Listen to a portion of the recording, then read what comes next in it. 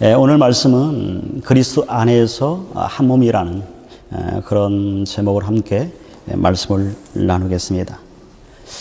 지난주에 저희가 삶의 예배자라는 제목으로 로마서 12장 1절 2절에 있는 말씀으로 같이 나눴습니다.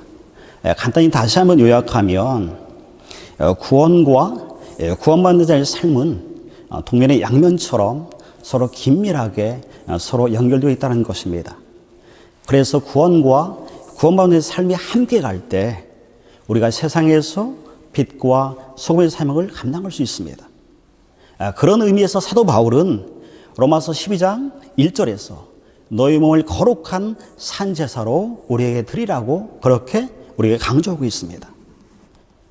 우리가 우리 몸을 거룩한 산제사로 드리기 위해서는 2절에 보시면 네 가지가 필요하다고 말씀하죠. 첫 번째는 이 세대를 본받지 않은 것입니다. 그리고 두 번째는 날마다 마음을 새롭게 함으로 변화를 받는 것입니다. 그리고 세 번째는 하나님의 선하시고 온전하시고 기뻐하신 뜻이 무엇인지를 분별하는 것입니다.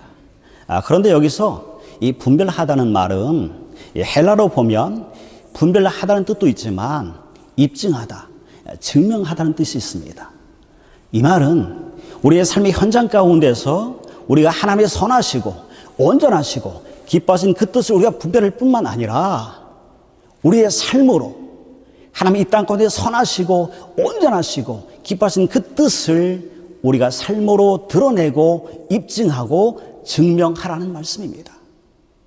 바로 이것이 사도 바울이 말한 너희 몸을 거룩한 산제사로 드리라는 그런 의미입니다. 사도 바울은 로마서 12장 3절부터는 이제 구체적으로 우리가 삶의 예배자로서 우리가 다가가야 할, 그리고 살아가야 할 그 현장을 말씀합니다. 그 현장은 가장 먼저는 교회 안입니다. 그리고 그 다음은 우리의 이웃입니다.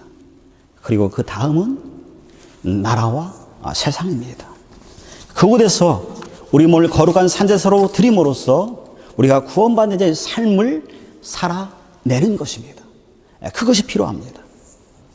오늘 본문은 그 첫 번째로 우리가 교회 안에서 어떻게 우리 몸을 거룩한 산제사로 드려야 하는지를 말씀하고 있습니다. 그것은 성도와 성도가 그리스도 안에서 한 몸을 이루고 함께 연합함으로 그리스도의 몸을 세우는 것, 그것이 거룩한 산제사로 교회 가운데서 드리는 것이라고 말씀합니다. 여러분, 우리 몸은 알면 알수록 정말 신비롭습니다. 그 어떤 컴퓨터보다도 더 정교하고 더 훨씬 더 복잡한 것이 우리 몸입니다. 예를 들면 우리 눈에 초점을 조절하는 그런 근육이 있는데 이 근육은 하루에 10만 번 이상 움직인다고 합니다. 이것을 다리 근육의 운동량으로 환산하면 하루 80km 이상을 걷는 정도의 운동량에 해당한다고 말합니다. 또 우리가 평생 동안 만들어내는 그 침의 양은 무려 24,000리터나 된다고 말합니다. 여러분, 이 양이면 수영장 2개를 가득 채우고도 남는 그런 양입니다. 여러분, 우리가 코로 이렇게 냄새를 맡는데 여러분, 우리 코가 몇 가지 정도의 냄새를 여러분 기억할 수 있다고 생각하세요? 우리 코가 냄새를 기억하는 게 무려 5만 개랍니다. 5만 개. 어마어마하죠. 또 우리 혈관의 길이는 무려 11만 2,000km라고 심장은 매번 10만 번 이상 뜁니다. 이처럼 우리 인체는 신비 그 자체입니다. 여러분, 그런데 더 신비로운 곳이 있습니다. 그것은 교회의 신비입니다. 여기서 말하는 교회는 건물을 말하지 않습니다. 교회는 헬라어로 에클레시라고 말하는데 그 말은 죄악된 세상으로부터 불러낸 받은 자들을 의미합니다. 즉 저와 여러분이 교회인 것입니다. 그런데 놀라운 것은 교회인 저와 여러분이 그리스도의 몸을 이룬다는 것입니다. 여러분, 어떻게 저와 여러분이 그리스도의 몸을 이룰 수 있습니까? 여러분, 신비입니다. 그리스도의 몸을 이루는 교회 공동체가 여러분 얼마나 신비로운지 요한계시록 21장에 보시면 아주 자세히 나와 있습니다. 여러분, 거기에 보시면 예수님이 이 땅에 재림하실 때 하늘에서 새 예루살렘이 이 땅 가운데 내려오는데 그 모습이 성벽은 12가지 보석으로 되어 있다고 말씀하고 성문은 진주문이라고 말씀합니다. 그리고 성의 모든 길들은 정금으로 깔려 있다고 말씀해요. 여기에 나오는 새 예루살렘은 어떤 문자적 의미의 그런 예루살렘 성을 의미하는 것이 아니라 그리스도의 신부된 저와 여러분, 즉 그의 공동체를 말씀합니다. 저와 여러분이 교회이면서 교회 공동체면서 그리스도의 신부인 것입니다. 그런데 이런 교회 공동체가 너무나 신비로운 나머지 이 땅에 그 어떤 것들로도 그 신비를 표현할 수 없기에 요한계시록 21장에서는 이 땅에는 가장 좋은 것, 가장 귀한 것인 보석과 진주와 정금으로 교회 공동체의 그 신비를 그렇게 설명하고 있습니다. 여러분, 저와 여러분의 존재는 여러분 단순한 존재가 아니라 그리스도의 몸이고 그리고 거룩한 신비로운 교회 공동체라는 사실입니다. 여러분 한번 옆 사람이 이렇게 한번 서로 얘기해 줄까요? 성도님과 저는 그리스도의 몸입니다. 한번 해줘. 시작. 자, 이번엔 다시 한번 인사할까요? 우리는 그리스도 안에서 한 몸입니다. 우리는 그리스도 안에서 함께 한 몸을 이루고 있을 뿐만 아니라 그 안에서 우리는 다양성과 통일성을 지니고 있습니다. 여러분, 우리 몸을 보시면 다양한 지체들로 이루어져 있습니다. 손, 발, 코, 입 아주 다양합니다. 이런 다양한 지체를 이룬 우리의 몸이 서로가 그리스도 안에서 한 몸을 이루는 그 통일성을 또 드러내고 나타난다는 것입니다. 여러분, 우리의 몸은 마치 오케스트라와도 같습니다. 여러분, 오케스트라에 가장 필요한 것은 다양성과 통일성입니다. 여러분, 오케스트라 보시면 다양한 악기들이 있습니다. 피아노, 바이올린, 첼로, 비올라, 또 클라리넷, 팀파니, 다양한 악기들이 있어요. 다양한 악기들이 아주 다양한 소리들을 냅니다. 그런데 다양한 악기들이 다양한 소리로 멋진 화음을 만들어내기 위해서는 반드시 필요한 게 뭐냐면 다양성도 필요하지만 그 다양한 것들을 하나의 화음으로 만들어낼 수 있는 그런 통일성이 필요합니다. 여러분, 만약에 악기 중 하나가 제소를 내야 할 때 제소를 내지 않거나 소프라노가 베이스에 어떤 소리를 내거나 테너가 엘토의 그런 음성을 낸다면 여러분, 오케스트라의 또한 성가대의 그 하모니는 깨지고 말게 되었습니다. 여러분, 그래서 오케스트라나 성가대에서 여러분 중요한 것이 누구죠? 지휘자입니다. 지휘자. 지휘자가 각기 다양한 그런 악기와 그런 음색을 가진 그런 사람들 통일성 있게도 하나로 묶어내서 아름다운 화음을 만들어냅니다. 여러분, 그리스도 몸을 이루는 교회도 이와 같습니다. 여러분, 교회 안에 보시면 다양한 성도들이 있습니다. 사람마다 다 다릅니다. 여러분, 한번 옆 사람 보실까요? 옆 사람 봐주세요. 옆 사람. 여러분과 같은 것 여러분 찾아보세요. 옆 사람과. 여러분, 여기 오는 사람들 한 사람 다 보면 취미가 다르고 관심이 다르고 얼굴이 다르고 성격이 다릅니다. 그런데 여기에다가 교회에 모인 공동체는 하나님이 주신 또 특별한 은사들이 있습니다. 그런데 이 은사들이 또 다 달라요. 어떤 사람은 오늘 성경에 말씀한 것처럼 애는 은사가 있고, 또 어떤 사람은 섬기는 은사가 있고, 또 어떤 사람은 가르치는 은사가 있고, 어떤 사람은 궁일의 은사가 있고, 사랑의 은사가 있고, 또 방언의 은사가 있습니다. 여러분, 이게 교회입니다. 이런 다양성을 가진 사람들이 모인 곳이 교회이다 보니 여러분, 때로는 교회 안에서 서로 어떻게 할까요? 서로 부딪힐 수도 있습니다. 그리고 교회 안에 분쟁이 생길 수 있게 되어지죠. 여러분, 우리가 흔히 보는 교회 안에 분쟁이나 다툼이 있는 것은 바로 이런 이유 때문에 그렇죠. 가장 대표적인 교회가 성경에 보시면 고린도 교회였습니다. 여러분, 고린도 교회는 고린도서 1장 5절에 보시면 아주 대단한 교회였습니다. 고린도 교회는 가정시 많은 교회였고, 또 능력이 많은 교회였고, 언변이 뛰어난 사람이 많은 교회였습니다.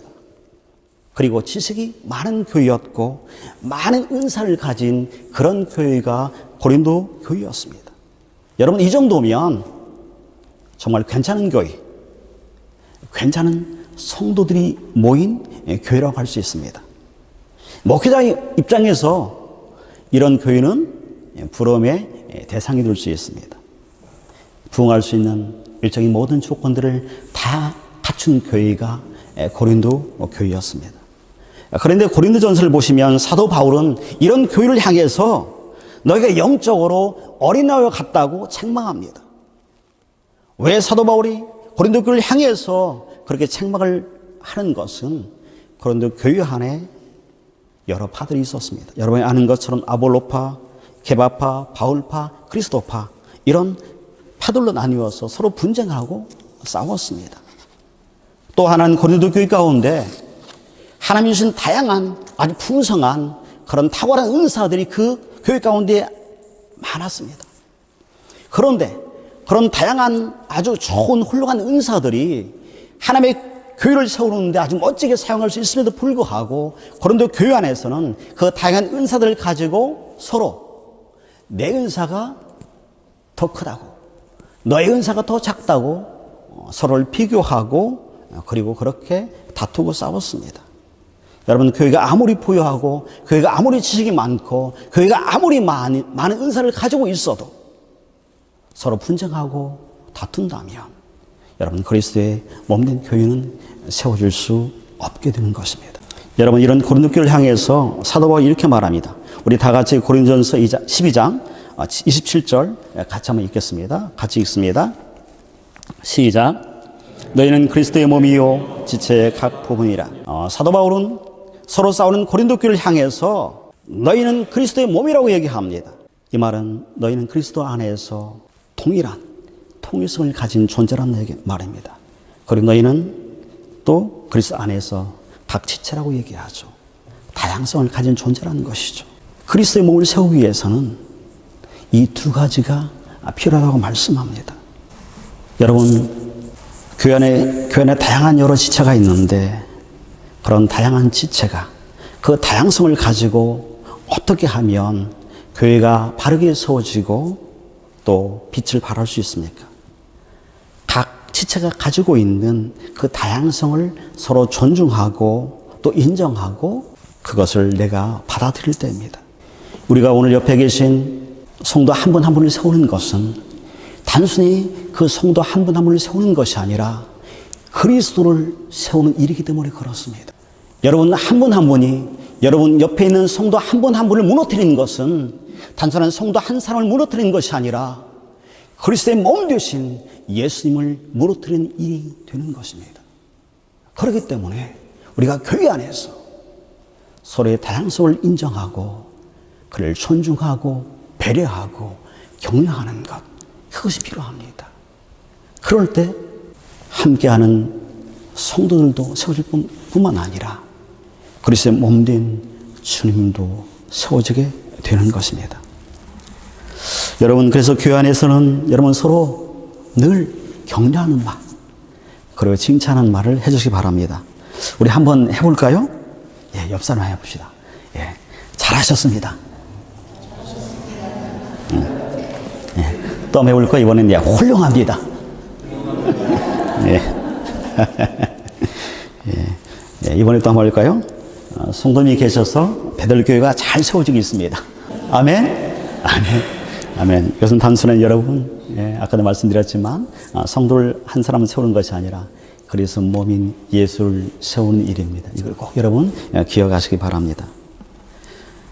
또 그리스도 몸이 아주 건강하게 바르게 세워지기 위해서는 우리가 그리스도 안에서 한 몸이라는 그런 통일성이 우리 안에 필요합니다. 여러분, 이런 통일성은 우리가 그리스도가 교회의 머리 되심을 인정할 때 가능합니다. 여러분, 교회 보시면 교회 안에 왜 분쟁이 생기고 여러분 다툼이 생기죠?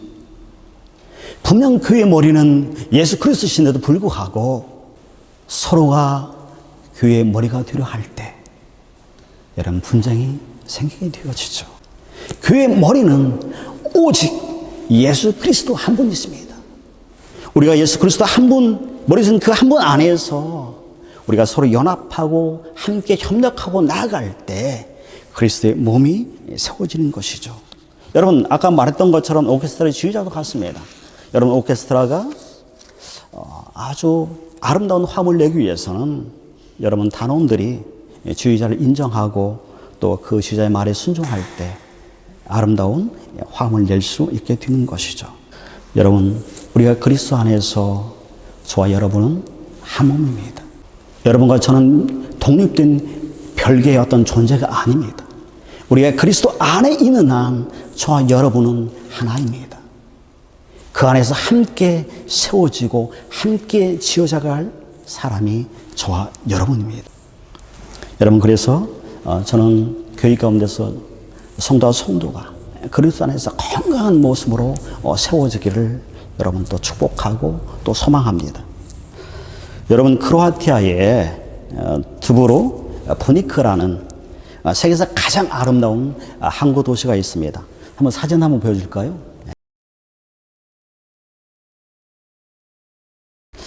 여러분, 혹시 여기 가보신 분 계세요? 저도 아직 안 가봤는데요. 굉장히 아름다운 그런 항구 도시라고 얘기합니다. 여러분, 시간 되시면 꼭 한번 가보시기 바랍니다.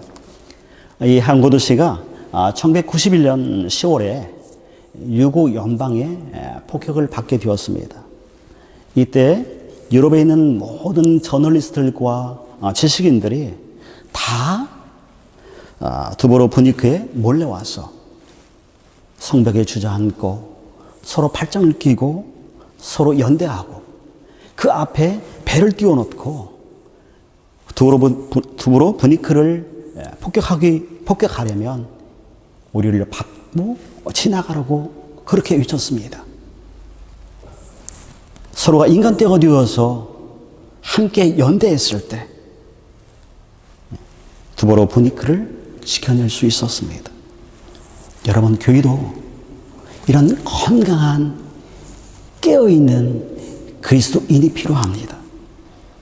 함께 믿음으로 연대하고 사랑으로 하나 되어서 세속의 파고를 막아내고 교회의 순수성을 지켜낼 그런 그리스도인, 그런 그리스도의 몸을 이룰 진정한 그리스도인들이 우리 가운데 필요한 것입니다. 여러분, 그러기 위해서 우리 교회가 해야 할 일이 있습니다. 그리스도의 몸을 이룰 사람을 세우는 일입니다. 여러분, 다시 한번 말하지만 교회는 건물이 아닙니다. 저와 여러분이 교회입니다.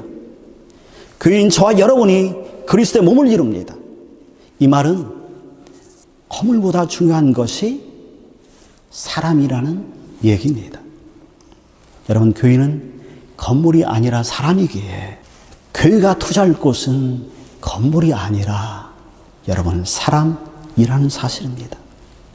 여러분, 유럽의 수많은 많은 교회들 가서 보시면 예전에는 성도들로 꽉 다 찼겠지만 지금은 교회마다 사람들이 거의 없는 텅 빈 그런 교회의 모습으로, 건물을 가진 교회의 모습으로 남아 있습니다.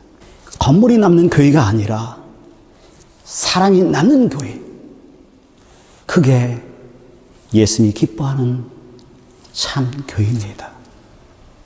저는 이 베들교회가 이 건물이 남는 교회가 아니라 주님 앞에, 세상 앞에 사람이 남는 교회, 그런 교회 되고 싶습니다. 여러분과 함께 사람을 세우는 교회, 사람이 남는 교회, 그런 교회를 만들고 싶습니다. 이제 내일이면 제가 이 베델교회 온 지, 여기 사역을 시작한 지 1년이 되는 그런 달입니다. 시행착오도 많았고, 또 때로는 성도분들에게 결례되는 일도 있었고, 아쉬움도 있었고, 많은 일들이 있었습니다. 그런데 여기까지 올 수 있었던 것은 전적으로 성도 한 분 한 분이 함께 해주시고, 또 저의 허물을 용납해 주시고 사랑으로 덮어주셨기에 여기까지 올 수 있었습니다. 그래서 저는 여러분에게 다시 한번 감사를 드립니다. 제가 작년에 베델교회 사역을 시작하기 전에 제 마음에 베델교회는 선교와 다음 세대에 집중하는 그런 교회가 되었으면 좋겠다는 그런 마음의 소원을 가졌었습니다. 그래서 제가 기도하면서 교회 재정의 몇 프로를 선교와 다음 세대로 흘려보내는 교회가 되면 좋을까 하고 고민하면서 기도하는 그런 시간이 있었습니다. 그때 제 마음 안에 교회 재정의 30%와 교회 재정의 50%의 싸움이 있었습니다. 저는 50%는 좀 너무 많은 것 같았어요. 그래서 30% 정도면 되겠지 하고 기도하면서 30%로 이제 마음을 정했었습니다. 그러면서 이제 성도분 한 분에게 이제 이 얘기를 했어요. 우리 베델교는 앞으로 아직 지금 작지만 그러나 교회 재정이 한 30% 아니면 50% 정도 하는 교회가 되었으면 좋겠는데 제 마음은 30%에 가 있다고 하니까 그 성도님이 제게 이렇게 말씀했습니다. 목사님, 제 생각은 저희 베델교회가 교회 재정의 50%를 선교와 구제와 다음 세대에 흘려보내는 그런 교회가 되면 좋겠습니다. 그렇게 말씀해 주셨어요. 저는 이 말을 듣고 정말 깜짝 놀랐습니다. 성도분들이 확실히 훨씬 낫구나. 여러분, 저는 이게 복이라고 생각합니다. 교회 가운데 건강한 성도가 있는 것, 비전 있는 성도가 있는 것, 그것은 목회자에게 큰 복입니다. 그래서 저희 베델교회가 작년에 제가 이 사역을 시작하면서 베델교회 비전 가운데 하나가 재정의 50%를 무조건 흘려보내는 교회가 되자, 그렇게 이제 선포하고 수배도 기록을 했습니다. 여러분, 지금 우리 베델교회가 작지만 그러나 앞으로 선교와 구제와 다음 세대에 집중하는 사람을 세우는 그런 교회가 되기를 소망합니다. 재정의 50% 이상을 마음껏 흘려보내는 그런 교회가 되기를 소망합니다. 그래서 정말 열방을 향해서 마음껏 선교하고 북한 땅에도 그리고 세계 열방 가운데도 학교를 세우고 과원을 세우는 그런 일을 감당하는 그런 선교하는 교회가 되고 싶은 그런 마음이 있습니다. 한 번은 제가 어느 교회 비전을 보고 와, 이런 교회도 있네 하면서 감동을 받은 적이 있습니다. 그 교회 비전은 아주 독특했습니다. 어떤 비전이 있었냐면 세계에서 전도비를 가장 많이 지출하는 교회. 세계에서 전도비를 가장 많이 지출하는 교회. 또 비전이 뭐였냐면 예수 닮은 인재를 가장 많이 양육하는 교회. 여러분, 멋지지 않나요? 저희 베델교회 2년 후면 설립 10주년이 되어져요. 제가 어떤 생각을 했냐면 설립 10주년이 되어지면 전교인 이스라엘 성지 순례를 한번 갔으면 좋겠다, 그런 생각을 제가 했었어요. 그런데 제가 이 교회의 비전을 보고 너무나 부끄러웠습니다.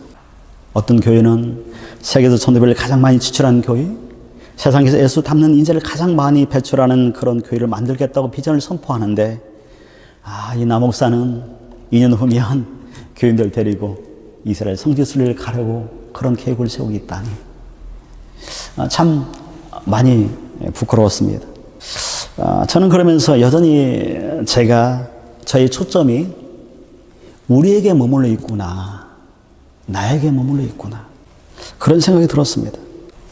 여러분, 우리의 초점이 우리에게 머물러 있으면, 나에게 머물러 있으면 여러분, 성장은 없습니다. 성숙은 없습니다.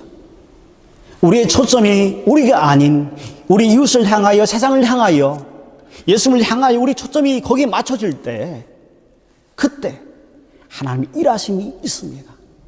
그때 하나님의 역사가 있게 되어지는 것입니다. 사랑하는 여러분, 제가 목회할 때 제 목회 초점이 여러분 저에게 맞춰지고 우리에게 맞춰진다면 여러분 과감하게 저에게 오셔서 목사님 그러시면 안 됩니다. 초점이 하나님께 맞춰져야죠. 초점이 우리 이웃에게 맞춰져야죠. 초점이 구제에 맞춰줘야죠. 세상의 구원 사역에 맞춰줘야죠. 이렇게 따끔하게 여러분 저에게 여러분 조언해 주시기 바랍니다. 그래서 베들교회가 하나님 마음껏 사용할 수 있는 아주 사용하기 편한 그런 교회가 되었으면 하는 그런 마음의 소원이 있습니다. 여러분 함께 그리스도 안에서 한 몸을 이루고 함께 건강한 지체로 세워져 감을 통해서 하나님이 기뻐하는 그런 베들교회를 함께 세워가기를 또 소망하고 또 그렇게 축복합니다.